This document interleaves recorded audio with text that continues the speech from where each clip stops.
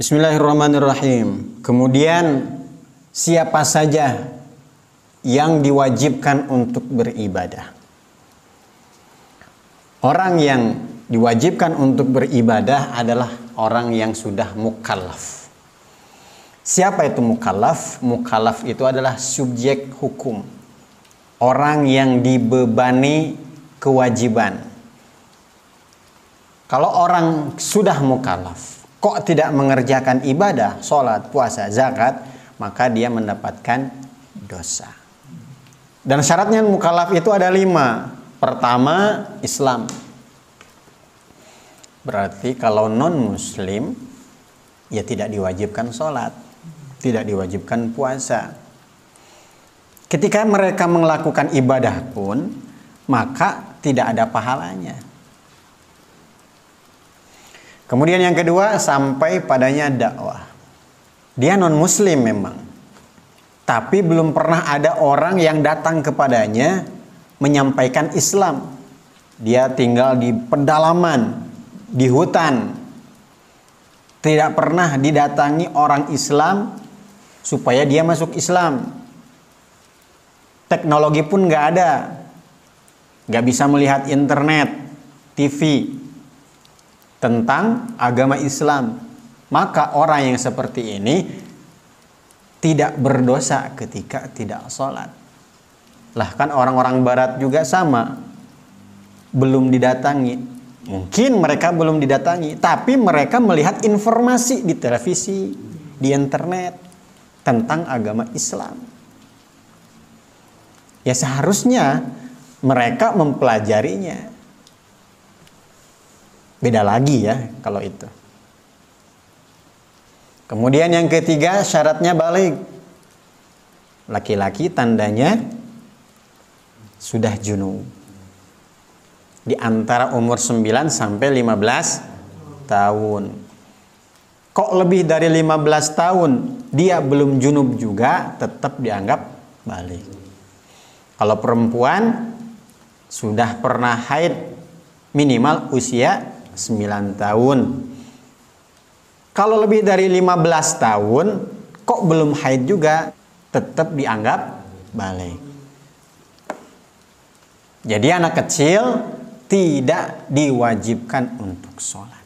Hanya saja kepada orang tuanya harus mendidik si anak ini bahwa sholat itu wajib. Diajarkan ketika usia 7 tahun.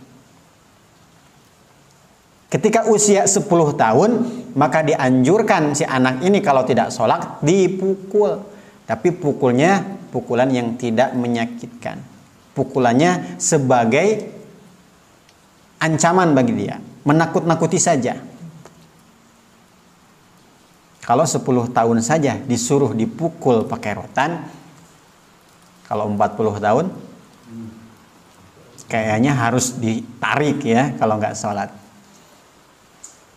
Jadi mentang-mentang anak kecil ini tidak diwajibkan untuk sholat, tidak dihisab ketika mencuri. Kemudian ketika anak kita usia masih 5 tahun mencuri, gak apa-apa nak, gak dosa ini, enggak. Tapi tetap harus diajari bahwa mencuri itu dosa, jangan dilakukan ya. Memukul itu dosa, jangan dilakukan ya. Harus diajari, sehingga nanti ketika balik dia terbiasa. Kalau sejak kecil dibiasakan tidak sholat, nanti setelah balik ya tidak sholat juga. Kemudian yang keempat, berakal. Artinya otaknya itu normal, tidak gila. Maka orang gila kalau tidak sholat ya tidak berdosa. Dan yang kelima, bisa melihat atau, bukan dan, tapi atau mendengar. Karena kalau ada orang gak bisa melihat dan gak bisa mendengar, dia mendapatkan informasi dari mana? Maka orang yang seperti itu tidak sholat, tidak puasa, ini tidak dosa. Maka kalau orang ini belum pernah ada yang dakwah kepadanya, masih anak-anak, orang gila, tidak bisa melihat dan mendengar, maka orang ini tidak akan dihisab di akhirat.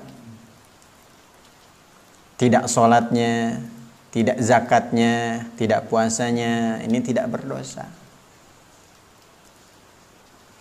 Tapi kalau non-muslim tetap berdosa.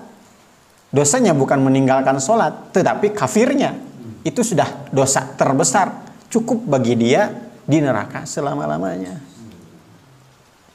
Nah, kalau orang ini Islam, dakwah sudah jelas sampai kepadanya, balik, berakal, kemudian bisa melihat atau bisa mendengar, maka dia dikatakan orang yang mukallaf, wajiblah baginya untuk sholat, untuk puasa, untuk zakat. Kalau tidak melakukan, berdosa. Kalau berdosa, nanti akan dihukum oleh Allah di akhirat dengan azabnya, yaitu di neraka. Makanya segera bertobat kalau kita ini sudah sampai kepada usia balik, berakal dan bisa melihat atau mendengar, kok tidak mengerjakan hal itu semua. Cuman sekarang ketika orang tidak sholat, tidak puasa, kita sebut dia non-muslim, marah. Kalau disebut anak-anak, marah. Apalagi kalau kita sebut gila. Kita sebut orang buta dan tuli juga sama marah. Makanya kita harus sadar diri. Kalau kita sudah ada dari 5 perkara ini, maka kita harus dengan sungguh-sungguh mengerjakan semua perintah Allah dan menjauhi larangannya. Wallahu a'lam.